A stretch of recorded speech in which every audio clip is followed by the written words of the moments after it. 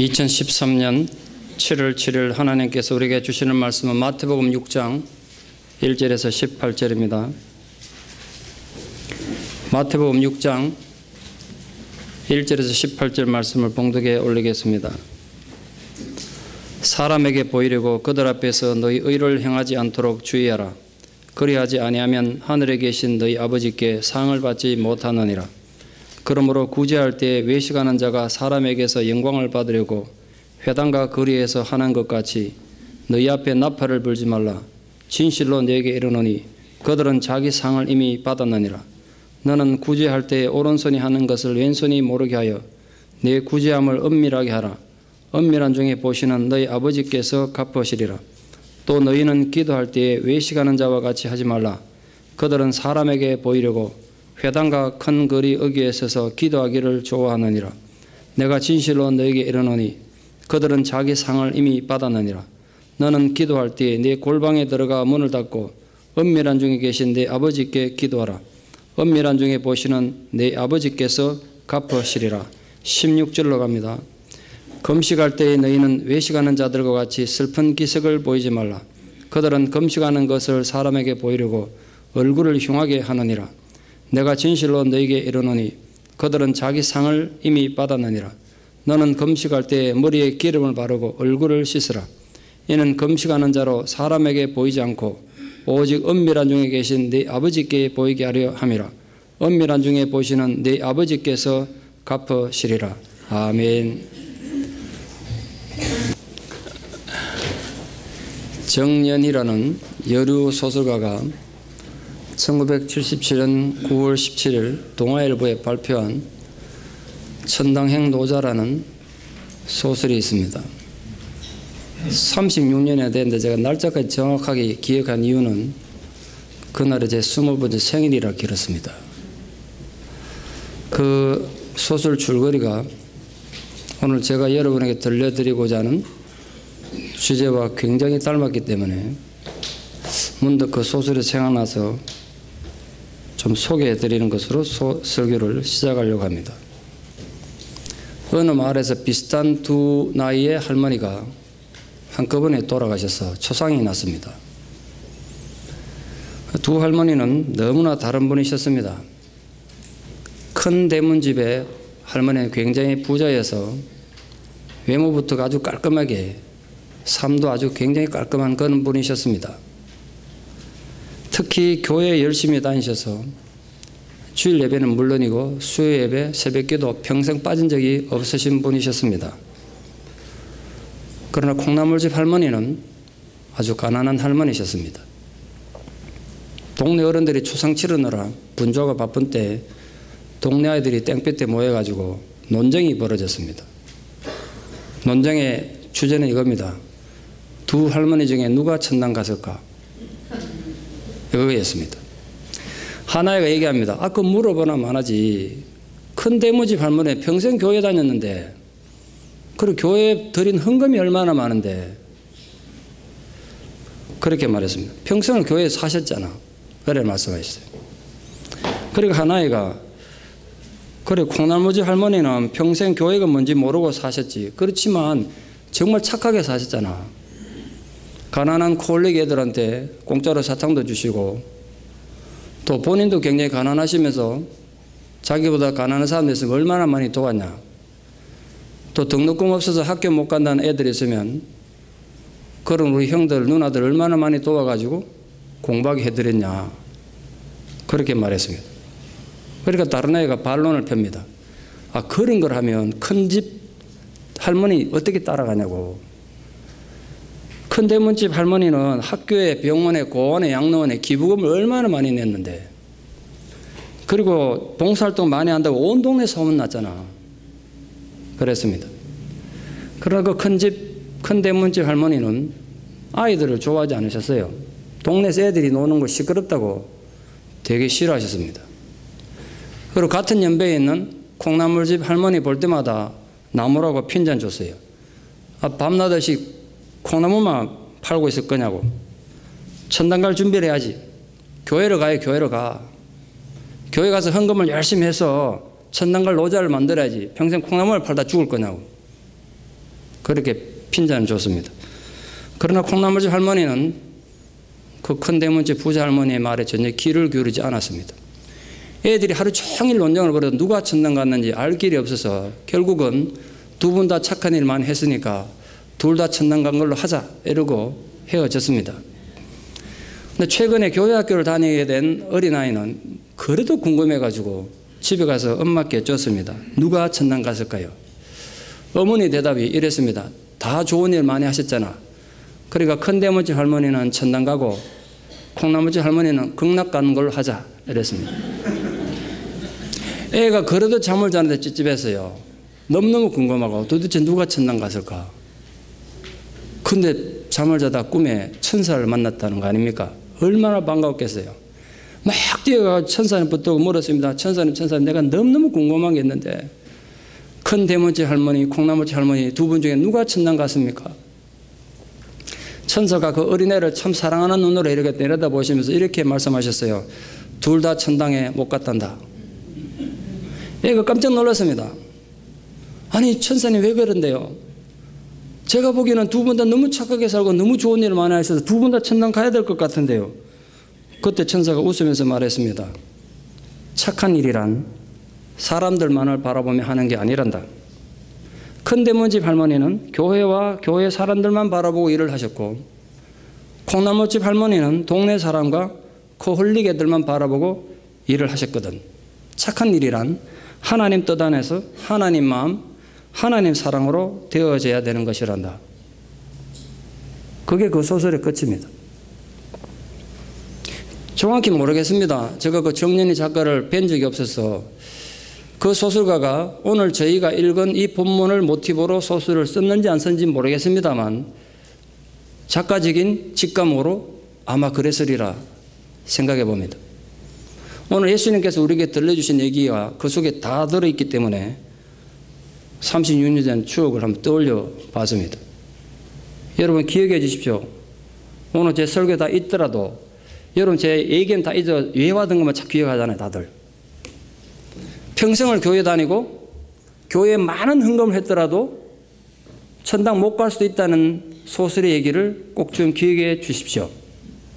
그게 오늘 예수님이 들려주신 얘기의 주제예요. 20세기가 경제전쟁의 시대였다면 21세기는 문화전쟁의 시대라고 지금 일컬어집니다. 무슨 말인고 하니 옛날에는 물건만 많이 만들어서 팔면 됐습니다. 그런데 지금은 똑같은 물건이라도 남들이 보기 얼마나 디자인이 잘 되느냐 거기에서 시장의 성패가 갈려진다고 합니다. 그러다 보니까 상품의 질이나 내용보다는 이 포장의 껍데기에 더 신경을 쓰는 시대가 됐습니다. 그래서 흔히 과대 포장으로 문제를 일으키는 일이 많습니다. 과대 포장만이 아니라 과대 광고도 심각한 문제죠. 광고만 보면 누구나 다 행복하고 안 낫는 병이 없고요. 절대로 병이 안 걸릴 것 같은 그런 광고를 매일 봅니다. 그러나 그런 광고 대부분의 10중 8구 다 허구죠. 과대 포장, 과대 광고는 단지 물건에만 해당되는 일이 아닙니다. 인간관계에서도 쉽게 볼 수 있습니다. 겉으로는 정말 그럴싸한데 조금은 들어가서 실제 삶을 보면 말과 행동이 전혀 일치되지 않는 사람이 너무 많습니다. 이런 현상은 특히 종교계가 더 심각합니다. 저는 역사를 좋아해서 역사책을 무지 많이 읽고 독학을 많이 했는데 얻은 결론 하나가 있고 교훈 하나가 있습니다. 어떤 시대든 어떤 나라든 어떤 문화에서든 그 나라 그 문화의 종교가 타락하면 그 나라는 반드시 망했습니다. 종교가 타락하면 나라가 망하는구나. 제가 이걸 깨달았습니다. 그리고 그 종교가 타락하는 가장 큰 병폐는 신앙의 형식화와 위선 때문이구나. 그걸 알게 됐습니다. 여러분 우리가 믿는 이 기독교는 기독교가 요구하는 도덕의 수준은 굉장히 높습니다. 유치한 종교가 절대로 아닙니다. 굉장히 엄격하고도 수준 높은 도덕을 요구합니다. 그래서 행하기가 굉장히 어렵습니다. 솔직히. 성경대로 살기 무지무지 어렵습니다. 그러다 보니까 필연적으로 성도들이 교인들이 실제로는 그렇지 않으면서 종교적인 행위와 껍데기만 그럴싸하게 포장하기가 굉장히 쉬운 게 기독교의 아픔입니다. 그 그런 위험성과 조건들이 너무 많습니다. 왜냐하면 우리 신앙의 모습이라는 게 사람들에게 보여지는 부분이 너무 많기 때문에 그렇습니다. 아마도 예수님께서는 2000년 뒤에 우리들이 그런 종교적인 위험성에 빠질 것을 이미 간파하셨던 것 같습니다. 그래서 신앙의 위선에 대해서 오늘 집중적으로 교훈하고 계십니다. 표면적으로는 바리새인들과 서기관들의 종교적 위선을 예를 드셨지만 결국은 오늘 우리 보고 주님께서 교훈하고 경고하는 거 아니겠습니까? 종교가 위선에 치우치면 그보다 치명적인 독은 없습니다. 종교가 사회에 끼치는 좋은 영향이 있습니다만 이게 위선에 치우치면 그보다 심각한 게 없습니다. 정치인이 타락하는 거 괜찮습니다. 장사꾼들이 타락하는 거 괜찮아요. 그런데 종교가 위선에 빠져서 타락하면 그보다 심각한 독은 없다고요. 그래서 저는 여러분이 묻고 싶습니다. 여러분의 현재 신앙의 모습, 현재 교회 생활은 어떻습니까? 한번 냉정하게 자신을 돌아봐야 될 필요가 있지 않겠습니까? 신앙이 위선과 외식에 빠지면 어떤 위험성이 있는지 뼈를 깎는 마음으로 정리할 필요가 있습니다. 그래서 지난 한 주간 이 설교 준비하면서 마음이 참 불편하게 준비했습니다. 제 자신을 돌아보며 제가 이렇게 여러분의 설교를 하자면 내 자신의 위선도 좀 돌아봐야 되지 않겠는가. 자기를 돌아보는 시간을 많이 가져야 했습니다. 이 종교적인 외식은 하나님 이름으로 사람들에게 영광을 얻고자 하는 무서운 범죄입니다. 이게 죄인 줄 알아야 됩니다. 위선이 얼마나 무서운 죄인지. 그 종교적 위선에 대해 예수님은 가차없이 비판하시고 우리들에게 위선적인 종교인이 되면 안 된다고 경고하신 것입니다. 우리 또한 결코 그 종교적 위선과 외식에서 절대로 자유롭지 못하기 때문에 정말 조심하셔야 합니다. 외식하는 종교인들의 특징이 뭐냐면 하나님 뜻에 대해서는 무지하면서 그러면서도 교만하다는 겁니다. 어쩌면 하나님 뜻을 모르니까 교만할 수도 있겠습니다. 그러면서도 하나님 뜻을 모르면서도 자신들의 명예와 권위를 너무 과시하기를 좋아합니다. 예수님이 경고하셨던 것이 바로 이런 왜곡된 의를 사람들에게 드러내 보이는 것이었습니다. 외식하는 사람들은 하나님의 인정과 산 것보다는 사람들의 상을, 사람들의 인정을 더 좋아했습니다. 따라서 그들은 사람들의 평판과 인기에 매우 민감합니다. 사람들이 나를 어떻게 생각하는가 거기에 굉장히 민감합니다. 그러나 하나님이 나를 어떻게 생각하는가 아무 관심 없습니다.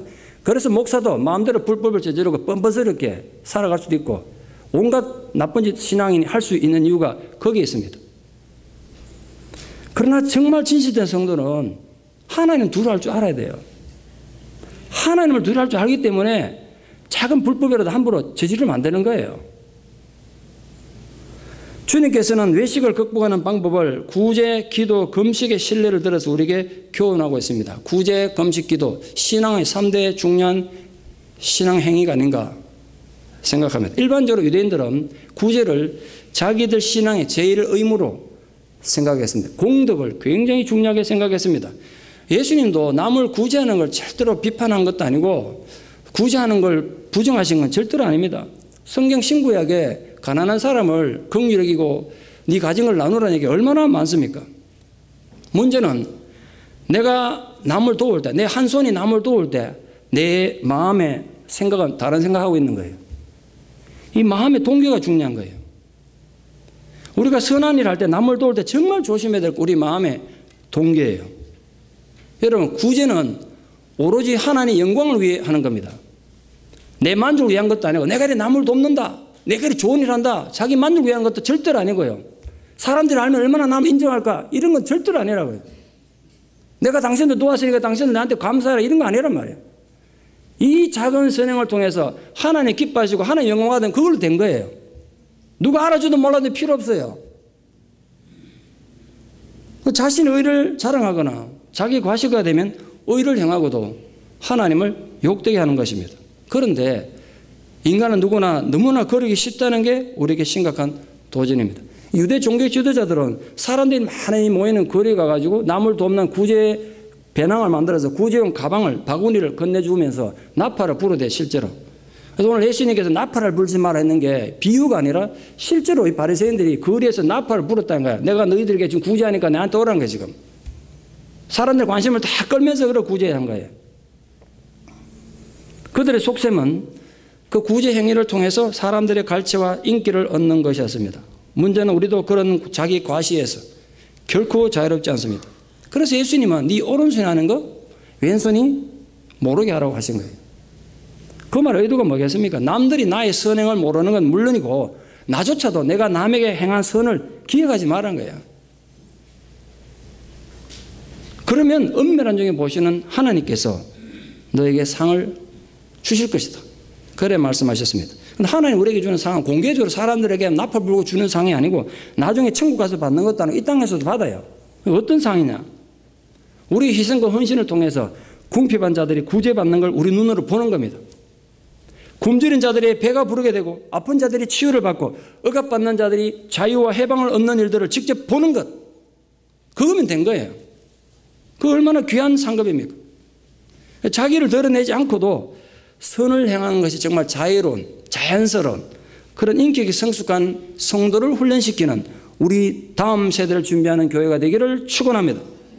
이 자기 자랑이 부끄러운 일인 걸 알고 묵묵히 여러분 어떤 위치에 있든지 그 위치에서 맡은 일에 충성하는 우리 성도와 교회가 되기를 축원합니다. 구제는 말 그대로 남 돕는 거 아닙니까? 그러다 보니까 필연적으로 자랑하기가 쉽습니다. 그러나 기도와 금식은 경우가 다르지 않습니까? 그게 어떻게 자랑이 될 수 있습니까? 오늘 무엇 때문에 예수님께서 그렇게 신랄하게 기도와 금식을 비판하셨습니까? 기독교는 기도하는 종교입니다. 제가 지난 7년 반 동안 이 강대에서 가장 많이 했던 두 가지 주제가 말씀과 기도였습니다. 특히 기도 없이 기독교라는 종교가 제대로 작동할 수 없음을 제가 수없이 말씀드렸습니다. 그만큼 기도는 귀하고 중요한 것입니다. 그렇기 때문에 열심히 기도하는 게 중요한 게 아니라 바른 기도가 더 중요합니다. 제가 기도에 대해서 말씀드릴 때 크게 두 가지를 주로 말씀드렸습니다. 기도 없이는 아무것도 이룰 수 없다는 것. 또 하나는 그러나 기도가 교만에 치우지 않도록 주의하라는 것. 남들에게 자신의 의를 드러내는 자랑이 안 되도록 주의하라고 말씀드렸습니다. 제가 왜 그런 말씀드렸냐면 저는 그걸 배운 게 아니라요. 제 삶을 통해서 배운 거예요. 저는 기도하는 사람들의 영적인 교만을 아주 어릴 때부터 진리대로 봐왔습니다. 그게 어린 저에게는 정말 풀 수 없는 수수께끼였어요. 왜 기도를 많이 한다는 사람들이 저렇게 교만한가? 저렇게 꼭 자신이 기도한다는 걸 사람들이 자랑해야 되는가? 정녕 기도가 저런 것이란 말인가? 여러분 초등학교 어린 학년 때부터 한 5학년 때부터 매주 토요일이면 교회에 와서 철학기도하는 게 습관이었던 저에게는 큰 고민거리였습니다. 여러분 제가 어린 5학년, 초등학교 5학년, 지금 제가 11살, 10살 때부터 교회에 와서 철학기도 했다 그러면 여러분 별로 감흥이 없을지 모르겠습니다만 지금 우리 교회학교 애들 지금 놀이터에서 노는 애들 한번 생각해 보세요. 걔가 잠시 와서 교회 와서 가는 게 아니라 밤새 기도하고 그 다음날 주일을 예배 드릴 때까지 그것도 한 주 가고 매주 그걸 수십 년 해봤다 생각해 보세요. 내가 이번에 설교 준비하다 또 내 어린 시절 또 생각 떠올렸어요. 그럼 내가 내 어린 시절 봐도 내가 어린 시절 내 생각 너무 불쌍해요. 초등학교 5학년, 6학년이 무슨 죄를 지어가지고 밤새 절하기도 했겠습니까? 예? 뛰어놀지도 못하고. 물론 혼자 한 건 아닙니다. 많은 어른들에 둘러싸여가지고 같이 기도하면서 그 기도한다는 권사님들, 막 기도한다는 어른들의 병폐를 제가 가까이서 보며 자랐어요. 그 기도 한가운데 기도하는 사람들의 문화 가운데 자라면서 기도하는 사람들의 위선을 너무나 가까이서 보며 함께 자란 겁니다, 제가. 그래서 이 부분에 저는 너무너무 절절히 공감되는 거죠, 예수님 말씀이. 제가 기도를 안 해본 사람이면 무슨 뜻인지 이해를 못할 텐데 적어도 제가 이 부분에만은 피가 솟구치도록 공감이 돼요. 유대인들은 하루 3번 아침 9시, 정오 오후 3시에 기도했습니다. 그 시간은 어디 있든지 일어서서 기도하는 자세가 있어요. 우리는 기도합시다 그러면 일어서 있다가도 무릎 꿇고 앉는데 이 사람들은 기도합시다 그러면 앉아있다가도 벌떡 일어서가지고 손을 또 내밀고 손바닥은 하늘을 향한 채 고개는 숙이고 이렇게 기도해요. 정말 우스운 건요. 제가 찾아본 자료에 의하면 바리새인들 같은 경우는 집에 있다가도 그 시간 되면 광장으로 나가는 거예요. 그 시간 되면 회당으로 가가지고 사람들 보는 앞에서 이러고 이제 기도하는 겁니다. 사람들 다 보겠죠. 바리새인들에게서 기도란 자기들의 경건함을 남들에게 과시하는 정말 중요한 도구였습니다. 야, 저 사람들이 기도 열심히 하는구나, 기도 많이 하는구나, 정말 믿음 좋구나, 이 칭찬 듣는 걸 좋아했습니다. 여러분, 어떤 경우에도 여러분의 신앙이 사람들에게 영광을 구하는 수단이 되지 않도록 주의하십시오. 정말 주의하셔야 돼요. 은밀한 중에 보시는 하나님의 시선을 기억하십시오. 많은 사람들이 기도가 훈장이 되는 걸 봤습니다. 자기가 기도한다는 사실을 그렇게 떠벌릴 필요 있습니까? 또 남들이 자신처럼 기도하지 않는다고 비판하고 판단하는 것이 참 교만한 거 아닙니까? 기도의 근본 동기는 하나님과 인격적인 대화를 나누는 겁니다. 그러므로 기도하는 사람의 눈은 오로지 하나님을 향해 있어야만 되는 거 아닙니까? 그런데 어찌 다른 사람을 의식하고 남들을 비판하는 도구가 되냐 말이에요. 기도한다고 큰 소리치는 그런 사람들 보면 한심하다 못해 살벌한 느낌을 느낍니다. 여러분 기도하고 싶으십니까? 하십시오. 열심히. 그러나 골방으로 가서 하십시오. 그리고 진심을 다해 하나님을 찾으십시오. 그리고 하나님을 느끼십시오. 그리고 정말 하나님을 만나십시오. 그럼 여러분 신앙의 색깔이 지금과 달라질 것입니다. 삶의 자세가 분명히 바뀔 것입니다. 우리는 기도를 통해서 내 생각을 자꾸 고쳐가는 겁니다. 기도를 통해서 하나님 자꾸 알아갑니다. 기도를 통해서 나의 한계를 알게 되고 나의 연약함과 내가 얼마나 죄를 좋아하는 악한 인간인지를 알게 됩니다. 그러면 기도하면 할수록 겸손해질 수밖에 없어요. 남들이 기도를 하는지 안 하는지 관심이 없어요. 그게 무슨 필요가 있어요? 그 안정이 없다고요. 적어도 제가 기도 중에 만난 하나님의 모습은 그랬습니다. 기도한다고 너무 자신만만하게 큰 소리 치는 사람들이 있습니다. 물론 꼭 기억하십시오. 기도는 소수의 사람에게 주어진 특권이 아닙니다. 모든 하나님 백성들이 해야 될 의무이자 특권입니다. 그런데도 왜 예수님께서 모든 하나님 백성들이 해야 될 그걸 가지고 그 기도를 외식하는 수단으로 비판하셨겠냐 말이에요. 그 이유가 뭘까요? 그래서 제가 설교 준비하다 생각이 거기에 미친 거예요. 그럼 그때 예수님이 비판하시던 기도는 도대체 어떤 기도였을까? 예수님이 비판하신 기도는 결코 개인의 필요에 따라 드리는 회개하는 기도 이런 건 절대로 아니었을 거예요. 지금 자식이 속을 썩이고 자기가 너무 치명적인 죄를 지어가지고 하나님 앞에 회개해야 되는데 그걸 막 사람들한테 떠벌리며 기도할 사람은 없겠죠. 아마도 오늘 예수님이 비판하셨던 바리새인들의 위선적인 기도는 남을 위한 기도였을 것입니다. 소위 말해 중보기도입니다. 민족을 위하고 교회를 위하는 중보기도를 말합니다. 그래서 과시가 되고 자랑이 됐습니다. 여기에 중보기도의 함정과 허점이 있습니다. 여러분 중보기도를 한다고 해서 꼭 그렇게 무리를 짓고 사람들에게 전시효과를 줘야 됩니까? 꼭 내가 남을 위해 기도한다는 그렇게 떠벌려야 되는 말이에요. 여러분 이웃을 위해 교회를 위해 민족을 위해 안타까운 마음이 있습니까? 중보하며 기도하고 싶습니까? 하십시오. 그러나 여러분 골방으로 가서 하십시오. 은밀한 중에 보시는 하나님께 하십시오. 기도란 그런 것입니다. 여러분 기도를 제도화할 수는 없습니다. 나처럼 기도하라 이런 건 없다고요. 기도를 상품화해서 광고할 수는 없습니다. 기도란 그런 게 아니에요. 기도를 과시하는 건 결국 바리새적인 것이고 이방인들이 하는 짓이라고 예수님께서 엄중하게 경고하신 것을 잊지 마십시오. 그러므로 여러분 기도를 과시하다가 종교적인 자만에 빠지지 않도록 주의하십시오. 예수님이 외식하는 기도를 비판하셨다고 해서 공공기도 우리 함께 모여서 하는 기도를 그럼 하지 말아야 되냐? 그런 건 아닙니다. 예수님이 공공기도를 부정하신 건 아니에요. 왜냐하면 초대교회도 성도들이 성전에 모여서 함께 기도했어요. 교회 문제를 위해서 기도하고 감옥에 갇힌 성도들을 위해서 기도했습니다. 교회 공동체가 함께 모여 이웃과 민족과 세계를 위해서 기도하는 거 아름답고 귀한 일입니다. 우리가 금요일 저녁마다 모여서 기도하고 토요일 새벽마다 많은 분들 모여서 함께 중보하며 기도하는 거 그래서 귀한 일입니다. 그러나 오늘 예수님이 비판하신 것은 그런 공동체 기도를 말하는 게 아닙니다. 기도를 통해서 자신의 의로움을 과시하고 자기의 종교적 우월감을 드러내려가는 바리새적인 위선의 기도를 비판하신 것입니다. 문제는 이 기도의 위선은 바리새인들만의 문제는 결코 아닙니다.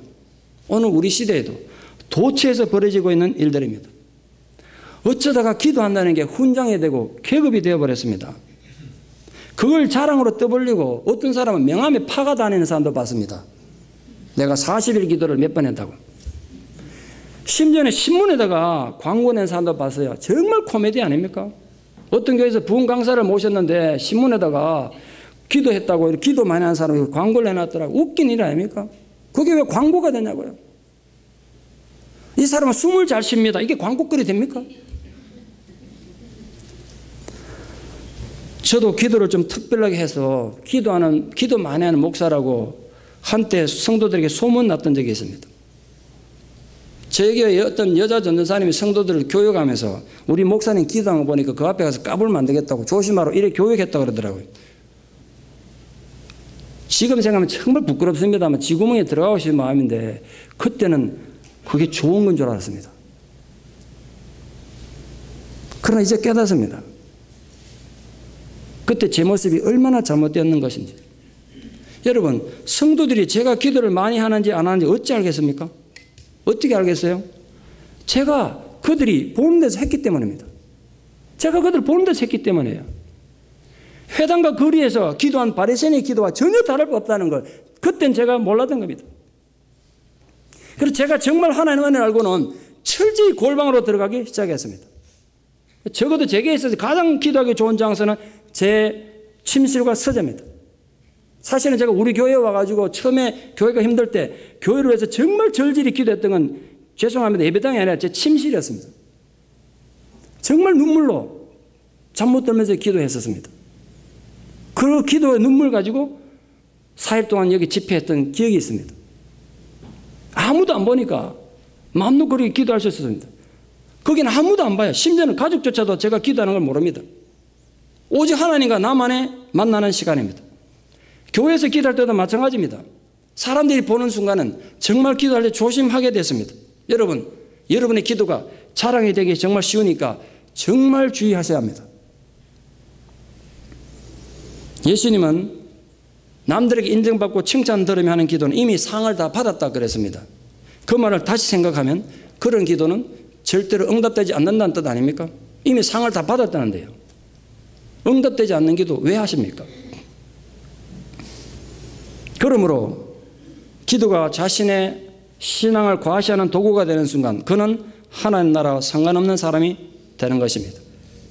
그러나 우리가 골방에 들어가 은밀한 가운데 드리는 기도는 은밀한 가운데 모든 것을 보시는 하나님께서 갚으시겠다고 말씀하셨어요. 하나님이 갚으시는 기도, 그 어떤 기도일까요? 하나님께서 가장 합력하여 선을 이룬 모습으로 우리에게 응답하시겠다는 뜻 아니겠습니까? 이 기도의 본질은 하나님을 찾는 것입니다. 모든 참된 기도는 하나님이 진정 나의 아버지 되시며 창조주 되시며 심판주가 되시고 내 모든 삶의 주인이 되는 주권자 되심을 인정하기 위해서 오늘도 희미해진 그 하나님을 찾는 것이 기도입니다. 주님이 가르치신 올바른 기도의 정신으로 기도하여서 은밀한 가운데서 보시는 하나님께 여러분의 그 기도는 마음이 연락되는 하나님의 복된 자녀들 되기를 축원합니다. 예수님이 마지막으로 경고하신 신앙의 위선은 금식의 문제입니다. 금식은 개인적으로 슬픈 일을 당했을 때, 국가적인 재난을 당했을 때, 자기의 심각한 죄를 회개할 때 비통한 마음을 표현하는 방법입니다. 말 그대로 식음을 전폐하며 드리는 기도 아닙니까? 이 금식의 정말 중요한 요소는 회개였습니다. 니느웨 성 사람들은 이방인들이었습니다만 요나의 지나가는 엉터리 설교를 듣고도 위로는 왕으로부터 아래는 어린아이까지 심지어는 동물까지 전부 회개하고 그 회개할 때 금식을 선포했습니다. 그 금식 기도 때문에 나라가 150년간이나 유지되었다고 성경이 증언하고 있습니다. 또 나라가 전쟁의 위험에 처했을 때 하나님의 도움을 구하며 금식 기도했습니다. 또 중요한 교회 사역을 하거나 교회에서 일꾼을 세울 때 온 교회 교인들이 함께 금식하며 기도했습니다. 초대교회에서도 그랬고 아시다시피 예수님도 사역 시작하시기 전에 40일간이나 금식하셨습니다. 금식에 또 하나의 중요한 이유가 있습니다. 굶주림은 인간의 가장 근본적인 욕구 가운데 하나입니다. 탐욕은 인간의 근본적인 죄 가운데 하나예요. 그래서 이 절제가 훈련되지 않으면 아무리 믿음 좋은 사람도 한순간에 무너집니다. 그걸 방지하기 위해서 영적인 훈련이 필요한데 그게 금식 기도다. 어떤 종류의 금식이든 예수님 가르치면 우리 구제나 기도할 때처럼 사람들 주의를 끌면 안 된다는 거예요. 금식하는 날 누구도 그가 금식하는 거 알아챌 수 없도록 평상시와 같이 행동해야 된다는 거예요. 왜냐하면 금식의 목적이 우리 자신을 선전하는 게 아니라 우리 자신을 훈련하는 데 있기 때문에 우리 명성을 얻는 게 아니라 하나님 앞에서 고난에 처한 공동체 아픔을 내가 함께 느끼는 그게 금식이니까. 원래 금식은 하나님께서 모세를 통해서 명령하실 때는 1년에 하루 대속죄일 모든 사람들이 회개해야 될 그걸 대속죄일이라고 그러는데 우리 태양요람 7월 10일입니다. 그 3일 뒤면 대속죄일이 옵니다. 모든 유대인들은 지금도 병원에 입원한 환자까지 금식을 합니다. 위도가 환자가 아닌다면 그 하루만 하게 돼 있었습니다. 그런데 바벨론에 포로 갔다 와갖고는 국가적으로 고통당한 나라 망한 날, 왕이 암살당해 죽은 날 이래가지고 4일을 금식하게 됐습니다. 근데 예수님 당시 바리새인들은 일주일에 이틀씩 목요일, 월요일 그래 금식했습니다. 목요일은 모세가 시내산에 올라간 날이고 월요일은 내려온 날이라고 생각돼가지고 그날을 기념해서 그렇게 이틀 금식했습니다. 그런데 여기서 예수님께서 비판하신 금식의 기도는 어떤 것이었을까? 예수님 금식 자체를 비판한 건 절대로 아니지 않습니까? 제가 또 묵상해 봤습니다. 절대로 여기 지금 금식하는 사람들이 자기 죄를 해결하기 위한 그런 겸손한 금식의 기도는 아니었을 겁니다. 왜냐하면 어느 누가 자기의 지금 심각한 치부와 잘못된 비리를 공개적으로 떠벌리며 나팔 불며 기도하겠어요. 그리고 진실로 자기 죄를 통회하며 겸손한 회개를 하는 사람들이 남에게 잘 보이려고 교만한 금식을 할 리가 없죠. 그러므로 오늘 예수님께 비판받은 금식 기도는 또 중보기도예요. 중보기도. 남을 위한 기도예요. 교회를 위한다고 이웃과 민족을 위한다고 금식을 공개적으로 한 겁니다. 그들은 자신들의 경건을 과시하려고 얼굴을 창백하게 하고 머리는 풀에 친 채 산발해가지고 슬픈 기색하면서 죄까지 뒤집어 쓰고 주일 예배에 회당에 나타난 겁니다. 한번 상상해 보십시오. 얼마나 꼴불견인가. 금식은 신앙을 과시하는 수단이 결코 아닙니다. 뜻을 정하고 금식하며 기도하는 아름다운 겁니다. 귀한 일입니다. 그러나 자기 의를 나타내고 자기를 자랑하려고 하는 금식은 교만의 도구란 거예요. 금식은 육신적인 정욕의 절제도 도와주고 기도의 열망을 일으키는 데 도움을 줍니다. 그러나 외식하는 금식을 주의하십시오. 은밀한 중에 계시는 하나님의 시선을 잊지 마십시오. 오늘 본문이 우리에게 특히 중요하고 무서운 이유는 본문에 등장하는 구제, 기도, 금식은 신앙인들이 자기 의를 드러내기 딱 좋은 종교 행위이기 때문에 그렇습니다. 그러다 보니까 우리 또한 언제나 동일한 위험에 빠질 위험이 있습니다. 그래서 오늘 본문이 어떻게 구성되어 있냐면 한글이나 영어 성경 그렇게 되어 있지 않습니다. 원문을 보면 맨 먼저 등장하는 단어가 주의하라. 이 동사가 먼저 나와요. 주의하라. 다음과 같은 사실들은 이렇게 되어 있어요. 우리는 주의하라는 말이 문장 전 끝에 가 있습니다만 주의하라는 단어가 맨 앞에 있는 걸 보고 제가 또 원문을 보고 또 은혜 받았어요. 아, 이게 원래 원문의 뜻이었구나. 마치 우리가 길을 가는데 운전하고 가는데 우리 위험 알리는 경고신호등이 앞에서 반짝거리는 것처럼 너희들 정말 조심해야 된다. 이렇게 말씀하신 거예요. 그렇기 때문에 우리 모두가 오늘 예수님께서 예를 들어서 경고하셨던 외식의 신앙에 대해서 정말 신중하게 주의해야 되는 건 당연한 일입니다. 예수님께서 비판하셨던 바리새인 우리 앉아가서 비판하는 건 쉽습니다. 그러나 우리 안에 도사리고 있는 우리 내면의 바리새적인 모습에 대해서는 정직하게 인식하는 건 무지무지 어렵습니다. 여러분 내면에 있는 바리새인은 인정하기도 힘들고 알아차기 무지무지 어려워요. 현대 우리에게는 예수님이 비판하신 그런 바리새적인 외식과 가식적인 모습이 없습니까? 우리가 오늘 하는 구제는 온전한 거 맞습니까?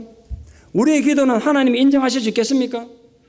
우리의 금식은 하나님을 오히려 역겹게 만들고 있지는 않습니까? 우리는 정말 사람들의 칭찬과 인정에서 자유롭습니까? 곰곰이 생각해 보면 두려운 마음을 금할 길이 없습니다. 우리 또한 바리새인들과 똑같은 유혹에 빠지기 때문에 우리도 하나님의 인정보다는 사람들 인정과 칭찬에 더 민감합니다. 여러분 신앙적인 바리새주의는 인류의 종말이 올 때까지 절대로 교회 안에 사라지지 않을 것입니다. 그러므로 주의하십시오. 정말 무서운 건 그 바리새인들을 회당으로 이끌었던 똑같은 왜곡된 그 교만한 이유 때문에 우리가 교회에 올 수 있다는 것. 그 똑같은 이유 때문에 교회에서 사역할 수 있다는 것. 오늘 본문에 바리새인들이 되풀이 되는 위선의 이유가 뭐라고 예수님이 설명하셨습니까? 단 한 절 요약해서 말하고 있습니다. 그들이 그렇게 위선에 빠질 수밖에 없었던 이유는 단 하나, 사람들에게 보이려고. 사람들에게 보이려는 거예요. 정말 무서운 건 사람에게 보이려고 하는 구제, 기도, 금식은 결국 인간을 타락시키는 도구가 된다는 것입니다. 이게 정말 소중한 기독교의 영적인 행위임에도 불구하고 신앙을 성약시키거나 하나님께 영광을 돌리는 게 아니라 그 신앙을 가진 인간을 타락시키는 도구가 될 수 있기 때문에 얼마나 조심해야 되겠습니까? 외식하는 신앙이 왜 위험하냐면 사람이 그렇게 기도하는데 금식하는데 남을 구제하는데 외식하고 하면 다른 모든 삶에서 외식하는 위선이 나타나기 때문에 위험해요. 예수님은 그런 사람들을 회칠한 무덤이라고 질타하셨습니다. 형식적이고 위선적인 종교 행위의 가장 치명적인 문제는 저는 이걸 제일 심각하게 생각합니다. 왜 예수님이 이렇게 위선적인 종교 행위를 이렇게 절절하게 싫어하시고 너무너무 싫어하시냐면 그 위선적인 종교 행위를 하는 사람, 그 목사든 평시든 똑같습니다. 회개하기가 무척 어렵습니다. 아니 회개가 불가능할 겁니다. 위선적인 사람들은. 회개가 힘들어요. 왠지 아십니까? 그 위선적인 종교인일수록 자기는 누구보다 의롭고 자기는 누구보다 신앙생활 잘하고 있다고 자만한 차있기 때문에 회개를 못합니다. 예수님으로부터 외식주의자의 전형으로 비판받았던 바리새인 경우를 한번 보십시오. 예수님으로부터 직접 말씀을 들었지만 본인들은 자기들 율법을 가장 잘 지키고 율법에 대한 수호자라고 자기들 믿음을 자랑하고 있었기 때문에 예수님 말씀을 도저히 들을 수 없었을 뿐 아니라 도리어 예수님을 박해하는데 혈안이 됐던 건 그래서 그렇습니다. 우리도 마찬가지입니다. 한국 기독교 역사에 이기풍, 김익도 목사님을 빼놓을 수 없습니다. 두 분의 공통점은 깡패 출신으로 온갖 못된 짓을 하다가 예수를 만난 후에 전적인 회개를 통해서 복음 전도자로 거듭났다는 점입니다. 이런 복음은 이렇게 우리 인격을 변화시킬 수 있는 파워가 능력입니다. 그러나 스스로 믿음 좋고 잘났다는 자만에 빠진 사람들 이 복음이 가서 영향을 끼칠 수가 없어요. 듣기는 들어. 세계에서 제일 잘난 목사를 통해 설교를 들어도 마음속에 아무런 영향을 못 주는 이유가 내 마음이 그런 외식과 위선으로 가득 차일 때 그렇단 말이에요. 하나님 뜻과는 거리가 멀어서 참된 진리에는 절대로 이럴 수가 없게 되는 것입니다. 오늘 예수님 그러셨습니다. 은밀한 중에 보시는 하나님께서 갚으실 것이다. 그 은밀한 중에 계시는 하나님께서 우리 일거수일투족을 꿰뚫어 보시고 계십니다.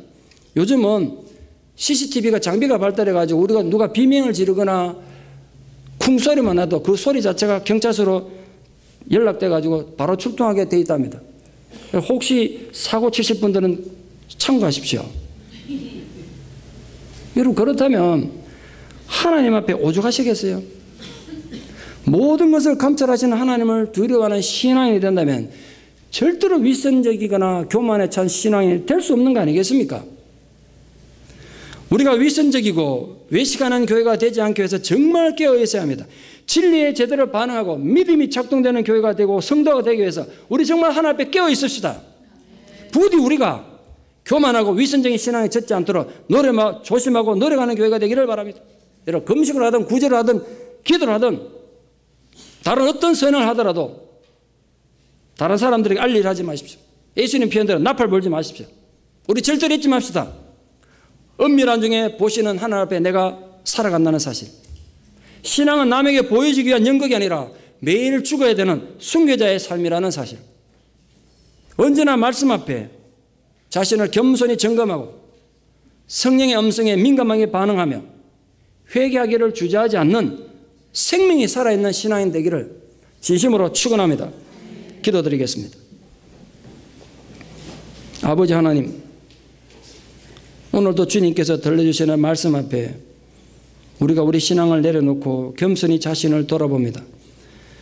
구제와 기도와 금식은 우리 영성을 아름답게 만드는 소중한 종교 행위이지만 그것을 사람을 좋게 하기 위하고 사람에게 보이려고 하는 순간 얼마나 하나님 앞에 반역이 되며 우리 영성을 깨뜨리고 타락시키는 도구가 될 수 있는지를 주님이 신랄하게 비판하셨던 것을 다시 깨닫습니다. 주님 저희로 하여금 구제함으로 하나님께 영광이 되게 도와주시고 골방에 들어가 참된 기도를 통하여 우리 자신을 깨닫고 진실로 하나님을 알아가는 자들이 되며 하나님이 받으시는 금식을 통하여 인격을 변화시키고 참된 영성으로 세상에 좋은 영향력을 끼치는 그로 인하여 우리 좋은 열매로 하나님 아버지께 영광을 돌리는 그런 성도들 되게 도와주시옵소서. 무엇보다 우리 마음의 묵상이 하나님께 연락되는 복 있는 성도들 되게 하여 주시옵소서. 예수님 이름 받들어 기도드리옵나이다. 아멘.